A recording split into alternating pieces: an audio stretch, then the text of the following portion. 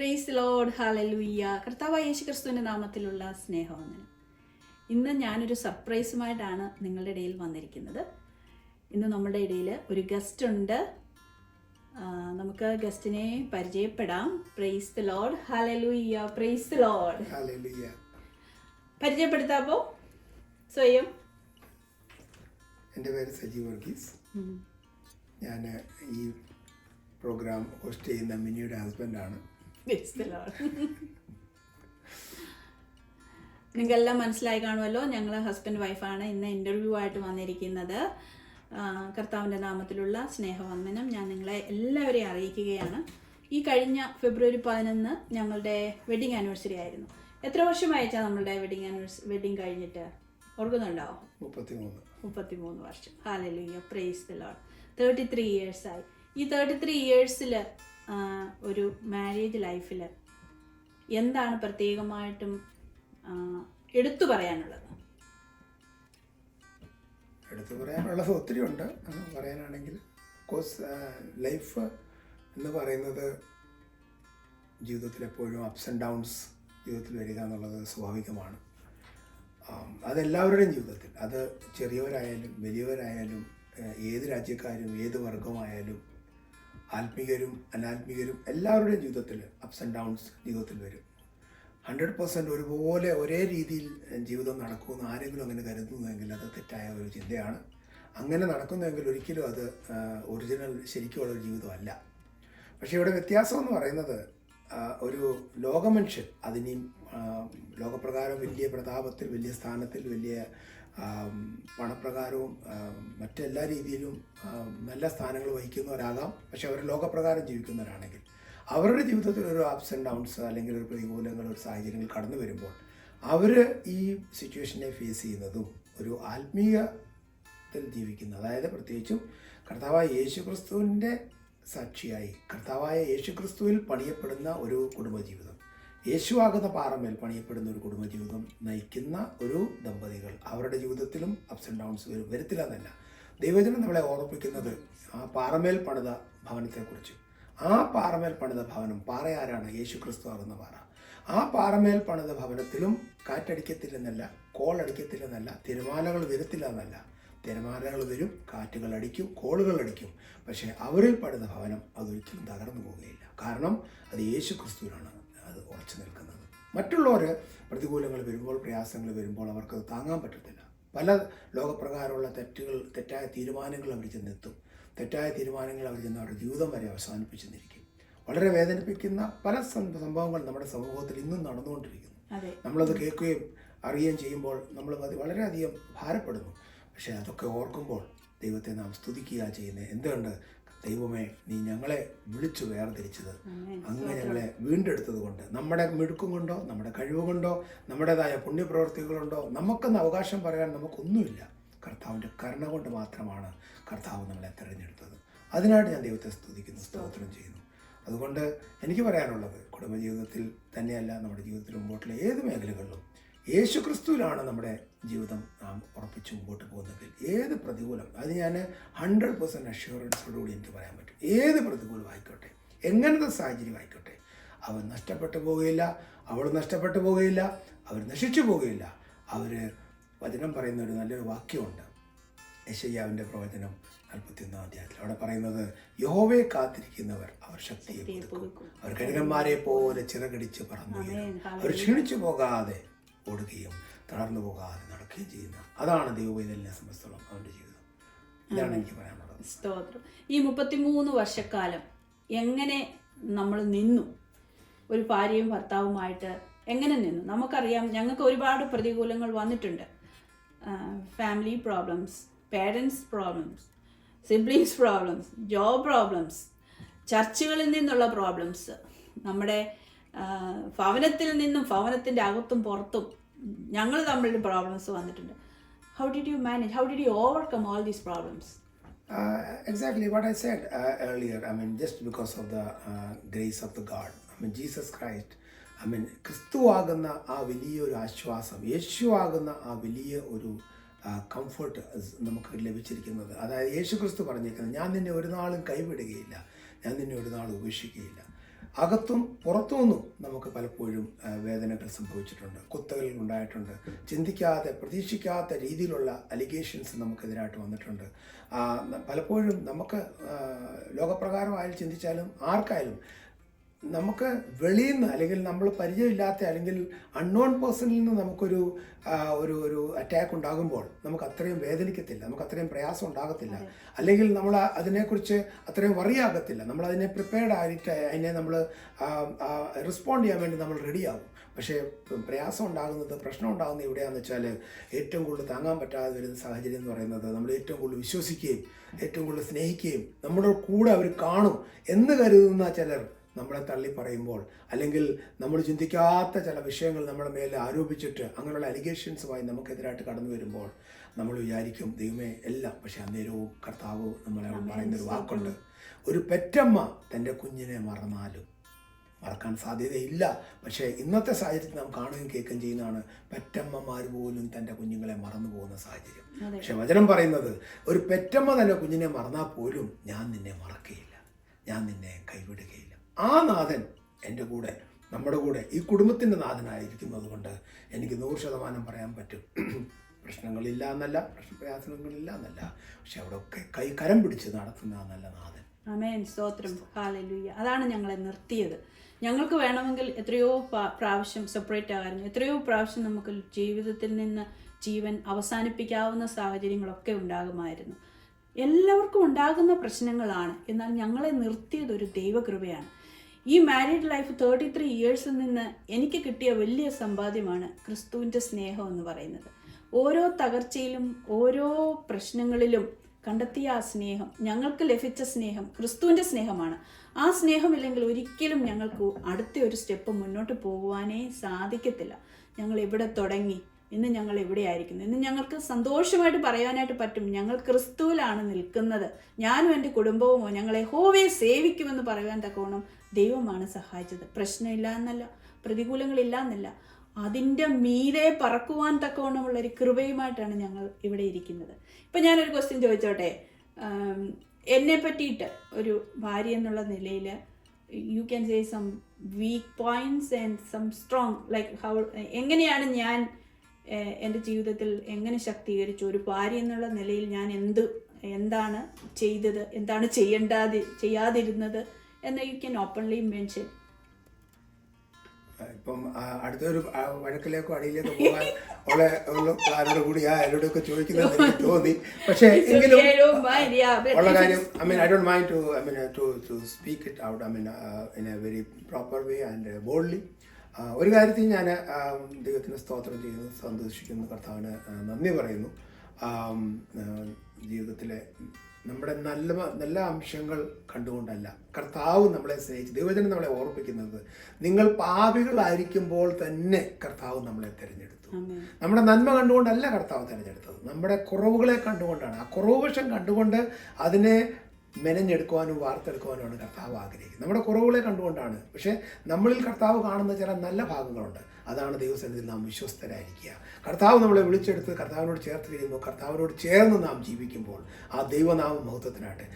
പാപിനിയായ സ്ത്രീയോട് കർത്താവ് പറഞ്ഞത്, കഴിഞ്ഞ വരെയുള്ള പാപങ്ങളെ ഞാൻ നിന്നോട് ചോദിക്കുന്നില്ല, കഴിഞ്ഞതെല്ലാം മറക്കുക, ആരും നിന്നെ കുറ്റം വിധിച്ചില്ല, ഞാനും നിന്നെ കുറ്റം വിധിക്കുക, പക്ഷേ ഇനിയും നീ പാപം ചെയ്യരുത്. സോ ദൈവം നമ്മളിൽ നിന്ന് ആഗ്രഹിക്കുന്നത് തന്നെയാണ് ആ പുതിയൊരു ജീവിതം. സോ മിനിയെ സംബന്ധിച്ചിടത്തോളം എനിക്ക് പറയാനുള്ളത്, ഒരു കാര്യത്തിൽ മിനിക്കുള്ള ഒരു വീക്ക് പോയിന്റ് എന്ന് പറയുന്നത്, മിനി ഭയങ്കര സെൻസിറ്റീവാണ്. സെൻസിറ്റീവ് എന്ന് പറയുമ്പോൾ ഒരു ചെറിയൊരു കാര്യം മതി, പെട്ടെന്ന് മിനിയുടെ മുഖത്ത് നോക്കി അന്നേരം അറിയാം മിനിയുടെ ഈ തൊട്ടാവാടി എന്ന് പറയുമല്ലോ, ആ ഒരു രീതിയാണ്. മിനിയെ തൊട്ട് കഴിഞ്ഞാൽ അന്നേരം അറിയാൻ പറ്റും മിനിയുടെ എന്താ പറയുന്നത്, അത്രയ്ക്ക് സെൻസിറ്റീവാണ്. ബട്ട് ചില നല്ല വശങ്ങൾ എന്ന് പറയുന്നത്, അതായത് മറ്റുള്ളവരെ പരിചരിക്കാനുള്ളത്, മറ്റുള്ളവരെക്കുറിച്ചുള്ള, പ്രത്യേകിച്ചും ഈ ക്രിസ്തുവിനെ അറിഞ്ഞതിന് ശേഷം എന്നെ വളരെയധികം, ഞാനത് പറഞ്ഞിട്ടില്ലെന്നേ ഉള്ളൂ, പക്ഷേ എന്നെ ഒത്തിരി അധികം ഇൻഫ്ലുവൻസ് ചെയ്ത വലിയ ഒരു നല്ല കാര്യം ഞാൻ മനസ്സിലാക്കിയത്, ബോൾഡ്ലി എവിടെയും ആരോടും എപ്പോഴും കർത്താവിനെക്കുറിച്ച് പറയുന്നതിന് ഒരു മടിയില്ല, ഒരു നാണമില്ല, ഒരു പേടിയില്ല. ഇവിടെ ഗൾഫിലും മറ്റു ഗൾഫ് രാജ്യങ്ങളിലൊക്കെ അറിയാവുന്നവർക്കറിയാം. അവിടെയൊക്കെ എന്ന് പറഞ്ഞാൽ ഇപ്പോഴൊക്കെ പിന്നെയും ഒത്തിരി ഓപ്പണായി വരുന്നുണ്ട്. ആ സമയങ്ങളിലൊക്കെ എന്ന് പറഞ്ഞാൽ തല വെട്ടുന്ന ഒരു കാലഘട്ടമാണ്. കാരണം രാജാക്കന്മാരുടെ ഭരണമാണ് അവിടെ നടന്നുകൊണ്ടിരിക്കുന്നത്. അവിടെയും രാജാക്കന്മാരോട് പോലും, അതായത് ആ അത്രയ്ക്ക് വലിയ സ്ഥാനത്തിരിക്കുന്ന ഷേഖന്മാരോട്, രാജാവിൻ്റെ മകൻ വന്നപ്പോൾ, രാജാവിൻ്റെ അവിടുത്തെ പ്രൈം മിനിസ്റ്റർ വരുമ്പോൾ, അല്ലെങ്കിൽ അവിടുത്തെ വലിയ വലിയ സ്ഥാനത്തിരിക്കുന്നവരോട്, അവരുടെ കുടുംബങ്ങളോട് പോലും യേശുവാണ് എൻ്റെ രക്ഷകൻ, ആ യേശു നിന്നെ വിടുവിക്കുമെന്ന് പറയുവാൻ ധൈര്യം കാണിക്കുകയും ആ വരും ദിവസങ്ങളിൽ അവരൊക്കെ കർത്താവിനെ സ്തുതിക്കുന്നതും, പ്രത്യേകിച്ച് ഞാൻ ഇപ്പോഴും ഓർക്കുന്നു കോവിഡിൻ്റെ സമയത്ത് ആ രാജകുടുംബത്തിലെ അവരെ പോലും അവർ വീട്ടുകാരെല്ലാം തള്ളി ആരും അവരെ മൈൻഡ് ചെയ്യാതെ ഇരിക്കുന്ന സമയത്ത് ധൈര്യത്തോടെ ഞാൻ അവരോട് പറയുകയും അവസാനം ആ മനുഷ്യൻ്റെ ഒരു ടെസ്റ്റ് മണി ഞാൻ കേട്ടു. ഞാൻ നിൻ്റെ ആ ദൈവത്തെ ഓർത്ത് സ്തുതിക്കുന്നു, ദൈവം എന്നെ വിടുവിച്ചു, ആ ദൈവം അത് എന്നെ ഒത്തിരി അധികം എന്നെ ഇൻഫ്ലുവൻസ് ചെയ്തു. അത് വലിയൊരു പ്ലസ് പോയിന്റ് ആയിരുന്നു. അറിഞ്ഞ സത്യത്തെ മറ്റുള്ളവരോട് പറയുവാൻ മിനി കാണിക്കുന്ന ആ വ്യഗ്രത, ആ വളരെയധികം ഉള്ളിൽ എപ്പോഴും കൊണ്ടു നടക്കുന്ന വലിയൊരു ദാഹം, ഒരു തീക്ഷണത, എൻ്റെ കർത്താവിനെ കുറിച്ച് എനിക്ക് മാക്സിമം പറയണം. അത് കാരണം മിനിക്ക് തൻ്റെ കുടുംബത്തിൽ, തൻ്റെ സുഹൃത്തുക്കളുടെ ഇടയിൽ, ഏറ്റവും കൂടുതൽ സ്നേഹിച്ചവരുടെ ഇടയിൽ നിന്നൊക്കെ ഒത്തിരി ബുദ്ധിമുട്ടുകളും പ്രയാസങ്ങളും അനുഭവിക്കാൻ പറ്റിയിട്ടുണ്ടെന്ന് എനിക്കറിയാം. ആദ്യകാലങ്ങളിലൊക്കെ നമ്മൾ തമ്മിൽ ഒത്തിരി കാര്യങ്ങളൊക്കെ ആർഗ്യുമെൻ്റൊക്കെ ഉണ്ടാകുമായിരുന്നു, ദൈവത്തിൻ്റെ കൃപയാൽ. പക്ഷെ അതൊരു നല്ല ആർഗ്യുമെൻ്റ് തുടങ്ങിയാലും അവസാനം അതൊരു നല്ല പരിസമാപ്തിയിൽ വന്ന് ചേരുമായിരുന്നു. അത് ദൈവത്തിന് ഞാൻ സ്തോത്രം ചെയ്യുന്നു. അങ്ങനെ നല്ല ഗുണങ്ങളാണ് ഞാൻ കാണുന്നത്. Thank you. ഈ കാലയളവുകളിലെ പുതിയ തലമുറകൾ കല്യാണം കഴിഞ്ഞിട്ട് ചിലർ ഒരു ദിവസം പോലും നിൽക്കാതെ പോകുന്ന ആൾക്കാരുണ്ട്. അവരോട് എനിക്ക് പറയാനുള്ളത്, എൻ്റെ ജീവിതത്തിൽ എല്ലാം കിട്ടിയ 100% ഒരു ഹസ്ബൻഡല്ല, എന്നാൽ 100% എനിക്കൊരു പ്രാണൻ തന്ന, ജീവൻ തന്ന എൻ്റെ ദൈവം ഞങ്ങളുടെ ജീവിതത്തിൽ ജീവിച്ചപ്പോൾ അവിടെ ഞങ്ങളുടെ ജീവിതം 100% ആയി. ഞങ്ങൾക്ക് പണപരമായിട്ടുള്ള ഒരുപാട് ബുദ്ധിമുട്ടുകൾ ഉണ്ടായിരുന്നിട്ടുണ്ട്, ഒത്തിരി കടഭാരങ്ങൾ ഉണ്ടായിരുന്നിട്ടുണ്ട്, കിട്ടുന്ന സാലറി ഇനഫ് അല്ലാതിരുന്നിട്ടുണ്ട്. എന്നാൽ അവിടെ ദൈവം ഞങ്ങളെ ഫില്ല് ചെയ്ത ഒരു ദൈവം. ഞങ്ങൾക്ക് അസമാധാനങ്ങൾ ജീവിതത്തിൽ ഉണ്ടായിരുന്നിട്ടുണ്ട്, എന്നാൽ ഞങ്ങളുടെ സമാധാനത്തിൻ്റെ പ്രഭു ഞങ്ങളുടെ ജീവിതത്തിൽ വന്നപ്പോൾ അവിടെയാണ് ഞങ്ങൾക്ക് സമാധാനം ലഭിച്ചത്.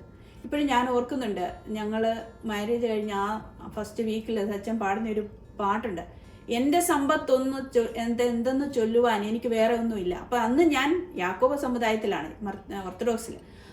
ആ സമയത്ത് ഞാൻ ആദ്യം അത് കേട്ടപ്പോൾ പേടിച്ചു പോയി. ഞാനതോ ഇപ്പോഴേക്ക് ഒരു സമ്പത്തും ഇല്ലേ, ക്രിസ്തു മാത്രമേ സമ്പത്തുള്ളൂ. അന്ന് എനിക്ക് ആ ക്രിസ്തുവിൻ്റെ സമ്പത്തെന്ന് പറയുന്നത് ഒന്നുമല്ല, എനിക്കത് വലിയൊരു വിലയായിട്ട് കണ്ടില്ല. എന്നാൽ ക്രിസ്തുവിൻ്റെ സമ്പത്ത് യഥാർത്ഥമായിട്ട് എൻ്റെ ജീവിതത്തിൽ വന്നപ്പോൾ എൻ്റെ ഗ്യാപ്പുകൾ ഫില്ലായി, എൻ്റെ ന്യൂനതകൾ പരിഹരിക്കപ്പെട്ടു. Praise God, hallelujah. അത് തന്നെയാണ് ഞാനും അതാ മനസ്സിലാക്കുന്നത്. ഇന്ന് പുതിയ തലമുറകളോട്, ഒരു ദിവസം പോലും താമസിക്കാത്ത തലമുറകളോട് പറയട്ടെ, നിന്റെ ഹസ്ബൻഡിൻ്റെ സ്വഭാവത്തിന് കുറവ് കാണും, പണത്തിന് കുറവ് കാണും, വ്യക്തിപരമായ ആ ആറ്റിറ്റ്യൂഡിന് കുറവുകൾ കാണും, പൊസിഷന് കുറവുകൾ കാണും, പേരൻസിന് കുറവുകൾ കാണും. എന്നാൽ അതിനെയൊക്കെ ഓവർകം ചെയ്ത് നമുക്ക് പറക്കുവാൻ, നമുക്ക് മുന്നോട്ട് ജീവിക്കുവാൻ തരുന്ന ഒരേ ഒരു സത്യസ്നേഹമാണ് ക്രിസ്തുയേശുവിൻ്റെ സ്നേഹം. അത് നമ്മളുടെ ഹസ്ബൻഡ് വൈഫിൻ്റെ ഇടയിലില്ലെങ്കിൽ നമ്മൾ അതിനെ ഓവർകം ചെയ്യാൻ വേണ്ടി ക്രിസ്തുവിൻ്റെ സ്നേഹത്തെ ലാക്കിയില്ലെങ്കിൽ നമ്മൾ തീർച്ചയായിട്ടും തകരും. അതിപ്പോൾ 20 വർഷമായ ദമ്പതികളായാലും 50 വർഷമായ ദമ്പതികളായാലും ആ ക്രിസ്തുവിൻ്റെ സ്നേഹത്തിൽ ആ ഗ്യാപ്പ് ഫില്ല് ചെയ്യപ്പെട്ടില്ലെങ്കിൽ അവിടെ തകരുമെന്നാണ് ഞാൻ മനസ്സിലാക്കുന്നത്. Do you have anything else to say? Exactly. ഞാൻ ഈ കൗൺസിലിങ്ങും ഇങ്ങനെയുള്ള കാര്യങ്ങളൊക്കെ ചെയ്യുന്നതായതുകൊണ്ട് പ്രത്യേകിച്ചും യൂത്ത്സുമായിട്ടും young couple, newly married couples, അങ്ങനെയൊക്കെ ഉള്ളവരൊക്കെ ഒത്തിരി ഞാനിങ്ങനെ സംസാരിക്കാറുണ്ട്. അതിൽ ഞാൻ മനസ്സിലാക്കിയത്, എന്നെ വളരെ അധികം ആശ്ചര്യപ്പെടുത്തിയ പല കേസുകളുണ്ട്. കല്യാണം അങ്ങോട്ട് കഴിഞ്ഞതേ ഉള്ളൂ, but the same day they are planning to get divorce, അങ്ങനെ വരെ സിറ്റുവേഷനിൽ വന്നിട്ടുണ്ട്. പക്ഷേ എനിക്ക് എല്ലാവരോടും പറയാനുള്ളത്, അതായത് ഒരു കാര്യം എഴുതി വെച്ചു, 100% നിങ്ങൾ ആഗ്രഹിക്കുന്നത് പോലെ, നിങ്ങൾ പ്ലാൻ ചെയ്യുന്നത് പോലെ, നിങ്ങൾ കണക്ക് കൂട്ടുന്നത് പോലെ, ആ പ്രകാരം 100% നിങ്ങൾക്കൊരു ഹസ്ബൻഡിനെയോ കിട്ടത്തില്ല, നിനക്കൊരു വൈഫിനെയോ കിട്ടത്തില്ല. ഒരിക്കലും അത് നടക്കത്തില്ല. നമ്മൾ അങ്ങനെ ചിന്തിക്കുന്നുവെങ്കിൽ അത് ഒരിക്കലും നടക്കുന്ന കാര്യമല്ല. പക്ഷേ ഇനി അടുത്ത സ്റ്റെപ്പ് എന്തുവാണ്? കർത്താവ് നമുക്ക് വേണ്ടി ഒരുക്കിയത്. ദൈവവചനം പറയുന്നത്, ദൈവം യോജിപ്പിച്ചതിനെ മനുഷ്യൻ വേർതിരിക്കാൻ പാടില്ല. അന്നേരം ദൈവം നമുക്ക് യോജിച്ചെങ്കിൽ, എൻ്റെ ദൈവത്തിനാൽ സെലക്ട് ആയിപ്പെട്ടതാണ്, കർത്താവ് എനിക്ക് വേണ്ടി സെലക്ട് ചെയ്തപ്പെട്ട ഈ നല്ല സെലക്ഷനെ ഓർത്ത് കർത്താവിന് സ്തോത്രം ചെയ്യുക. ഓക്കെ, ഒരു കാര്യമുണ്ട്, ചിലപ്പോൾ നമ്മൾ പ്രതീക്ഷിക്കുന്ന രീതിയിലുള്ള ഒരു സ്വഭാവം ആ മനുഷ്യനിൽ അല്ലെങ്കിൽ ആ സ്ത്രീയിൽ കാണത്തില്ല, അല്ലെങ്കിൽ ഞാൻ ആഗ്രഹിക്കുന്ന രീതിയിലുള്ള ഒരു കാര്യമല്ലായിരിക്കും അവിടെ നമ്മൾ ചെയ്യേണ്ടത് ഇത്രയാണ്. ഞാൻ എപ്പോഴും കൂടെ എന്നോട് കടന്നു വരുന്ന കുഞ്ഞുങ്ങളോട് ഞാൻ അഡ്വൈസ് ചെയ്യുന്നൊരു കാര്യമാണ്, ഒന്ന്, രണ്ടുപേരും കൂടെ കരങ്ങളെ കോർത്ത് നമ്മുടെ കുറവുകളെ ദൈവസന്നിധിയിലേക്ക് സമർപ്പിക്കുക. കർത്താവേ, എനിക്ക് ഇന്ന കുറവുണ്ട്, എനിക്ക് എൻ്റെ ഭാര്യയുടെ സ്നേഹം അനുസരിച്ച് അവൾ ആഗ്രഹിക്കുന്ന നിലവാരത്തിൽ വളരുവാൻ ആഗ്രഹമുണ്ട്, എനിക്ക് എൻ്റെ ഭർത്താവിൻ്റെ സ്നേഹം അനുസരിച്ച് എൻ്റെ ഭർത്താവിൻ്റെ നിലവാരത്തിൽ വളരാൻ ആഗ്രഹിക്കുന്നുണ്ട്, പക്ഷേ എനിക്കറിയത്തില്ല. അങ്ങാണ് ഞങ്ങളെ വേണ്ടത്. നമ്മുടെ 2 കരങ്ങളും കർത്താവിൻ്റെ കരങ്ങളിലേക്ക് കൊടുക്കുക. എന്നിട്ട് പറയുക, കർത്താവെ അങ്ങ് പണിയണം. കുശവൻ്റെ കയ്യിലെ കളിമണ്ണ് പോലെ നമ്മളെ തന്നെ കർത്താവിൻ്റെ കരങ്ങളിലേക്ക് ഏൽപ്പിച്ചു കൊടുക്കുമ്പോൾ ആ നല്ല കുശവനായ നമ്മുടെ കർത്താവായ യേശു ക്രിസ്തു നമ്മളെ പണിയും. നമ്മുടെ കുടുംബജീവിതത്തിലെ വിള്ളലുകളെ നികത്തുവാൻ കർത്താവ് മതിയായവനാണ്. നമ്മുടെ ആ ഇന്നലെ വരെ ഭാര്യ പറയുന്നത് ഭർത്താവിന് പിടിക്കുന്നില്ലായിരുന്നു, ഭർത്താവ് ചെയ്യുന്നത് ഭാര്യയ്ക്ക് പിടിക്കത്തില്ലായിരുന്നു, അങ്ങനെ നടന്ന സമയത്ത് ഈ കാര്യങ്ങൾ നമ്മൾ കർത്താവിൻ്റെ കരങ്ങളിലേക്ക് കൊടുക്കുമ്പോൾ നമ്മുടെ ആ ന്യൂനതകൾ കർത്താവ് പരിഹരിച്ച് നമ്മുടെ ഇടയിൽ അവിടെ ഫ്രേഗ്രൻസ് വരും. അതായത് യേശു ക്രിസ്തുവിൻ്റെ ഫ്രേഗ്രൻസ് അവിടെ കടന്നു വരുന്നത്. ആ സൗരഭ്യം, ആ സന്തോഷം കുടുംബത്തിൽ ഉയരുമ്പോഴാണ് അതൊരു അനുഗ്രഹിക്കപ്പെട്ട കുടുംബമായി മാറുന്നത്. ഇന്നലെ വരെ അങ്ങോട്ടും ഇങ്ങോട്ടും ഹേറ്റ് ചെയ്തുകൊണ്ടിരുന്നവർ, ഇന്നലെ വരെ അങ്ങോട്ടും ഇങ്ങോട്ടും യുദ്ധം പിടിച്ച് കുസ്തി പിടിച്ച് അവനെ ഇങ്ങോട്ടും കൊല്ലാനും പിടിക്കാനും ഒക്കെ നടക്കുന്ന ആ കുടുംബജീവിതം അവിടെ മാറിയിട്ട് പരസ്പരം സ്നേഹിക്കുവാനും, അന്നേരമാണ് നമുക്ക് ആ സ്നേഹത്തിൻ്റെ വില മനസ്സിലാകുന്നത്. അയ്യോ, എൻ്റെ ഭാര്യ എന്നെ ഇത്രയും സ്നേഹിക്കുന്നല്ലോ, അയ്യോ എൻ്റെ ഭർത്താവ് എന്നെ ഇത്രയും സ്നേഹിക്കുന്നല്ലോ. യേശു ക്രിസ്തു നമുക്ക് കാണിച്ചെന്ന മാതൃക. യേശു മണവാട്ടിയാകുന്ന നമ്മൾ ഓരോരുത്തരും, യേശുവിൻ്റെ സഭയാകുന്ന നമ്മൾ ഓരോരുത്തരും മണവാട്ടി സഭകളാണ്. നമ്മൾ ആരും കർത്താവിൻ്റെ യേശുവിൻ്റെ മണവാട്ടിയാണ്. എന്നാൽ മണവാട്ടിയായിരിക്കുന്ന നമ്മളെ നമ്മുടെ നല്ല മണവാളനായ യേശു ക്രിസ്തു സ്നേഹിക്കുന്നത് എങ്ങനെയാണ്? യേശു നമ്മുടെ ഗുണങ്ങൾ കണ്ടുകൊണ്ടല്ല, നമ്മുടെ കുറവുകളെ കണ്ടുകൊണ്ട് നമ്മളെ സ്നേഹിക്കുന്നു. ആ കർത്താവ് പറഞ്ഞ്, അതിന് ഒരു നാളും അങ്ങോട്ട് എൻ്റെ ഭാര്യ, എൻ്റെ ഭർത്താവ് ആരും ആയിക്കോട്ടെ, അവരുടെ ആ തിന്മകളെ നമ്മൾ അറിഞ്ഞുകൊണ്ട് അവരെ നാം സ്നേഹിക്കുകയും ആ തിന്മകളിൽ നിന്ന് അവർ മാറി വരുവാൻ വേണ്ടി നമ്മൾ അവർക്ക് വേണ്ടി പ്രാർത്ഥിക്കുകയും ചെയ്യുമ്പോൾ ആ നല്ലവനായ ദൈവം നമ്മുടെ വിഷയങ്ങളിൽ മേൽ പരിഹാരം ഉണ്ടാക്കും. ആ കർത്താവ് പ്രവർത്തിക്കും. നമ്മൾ മൂലം എന്തിനാണ് ദൈവം ഇതൊക്കെ ചെയ്യുന്നത്? നമ്മൾ മറ്റു കുഞ്ഞുങ്ങൾക്ക്, അനേക ദമ്പതികൾക്ക്, അനേക കുടുംബങ്ങൾക്ക് നമ്മളൊരു മാതൃകയായി മാറും. അനേകരെ ആ വേദനയിൽ കൂടെ കടന്നു പോകുന്നവരെ ആ നന്മയിലേക്ക് കൊണ്ടുവരുവാനും അവരും ഒരു അനുഗ്രഹിക്കപ്പെട്ട കുടുംബജീവിതം ജീവിക്കണം. അവർ സമൂഹത്തിലൊരു നല്ല മാതൃക പുലർത്തണം. ആ സമൂഹം അനുഗ്രഹിക്കപ്പെടണം, ദേശം അനുഗ്രഹിക്കപ്പെടണം, ദൈവരാജ്യം അവിടെയാണ് സ്ഥാപിക്കുന്നത്. ആമേൻ. ഹല്ലേലൂയ. Praise God. ഇത് കേട്ടുകൊണ്ടിരിക്കുന്ന എല്ലാ കുഞ്ഞുങ്ങളോടും എൻ്റെ എല്ലാ സഹോദരി സഹോദരന്മാരോടും എനിക്ക് പറയാനുള്ളത്, നിങ്ങളുടെ ദാമ്പത്യ ജീവിതത്തിൽ സൗന്ദര്യത്തിന് കുറവുണ്ടോ? കർത്താവിനോട് ചോദിച്ചു കൊള്ളുക. ഹല്ലേലൂയ. 10,000ങ്ങളിൽ സുന്ദരനായ കർത്താവ് ആ പരിഹാരം തരും. ഏതെങ്കിലും റിസോഴ്സസ്, പണമാകട്ടെ, ജോലിയാകട്ടെ, ഏതെങ്കിലും ആറ്റിറ്റ്യൂഡ് പ്രോബ്ലംസ്, എല്ലാത്തിനും കർത്താവ്, സകലത്തെ ഉണ്ടാക്കിയവനായ കർത്താവിനാൽ കഴിയാത്തത് ഒന്നുമില്ല. കർത്താവിൻ്റെ കയ്യിൽ കൊടുക്കുക. നിങ്ങൾ ഓരോരുത്തരെയും കർത്താവ് അനുഗ്രഹിക്കട്ടെ എന്ന് പ്രാർത്ഥിക്കുന്നു. നമുക്ക് ഒരു പാട്ട് പാടാം. ഞങ്ങളുടെ ജീവിതത്തിൽ, ഞങ്ങൾ കുടുംബജീവിതം തുടങ്ങിയപ്പോൾ ഞങ്ങൾക്ക് ഒന്നുമില്ലായിരുന്നു, ലോകത്തിലൊന്നും പറയാനില്ലായിരുന്നു. എന്നാൽ ഇന്ന് ഞങ്ങൾക്ക് എല്ലാം പറയാനുണ്ട്. അതാണ് ഞങ്ങളുടെ യേശു കർത്താവ് എന്ന് പറയുന്നത്. അന്നത്തെ പാട്ട് പാടാം നമുക്ക്. എന്റെ സമ്പത്തിന്നു ചൊല്ലുവാൻ വേറെയൊന്നും യേശു മാത്രം സമ്പത്താകുന്നു. Hallelujah. Praise God. God bless U.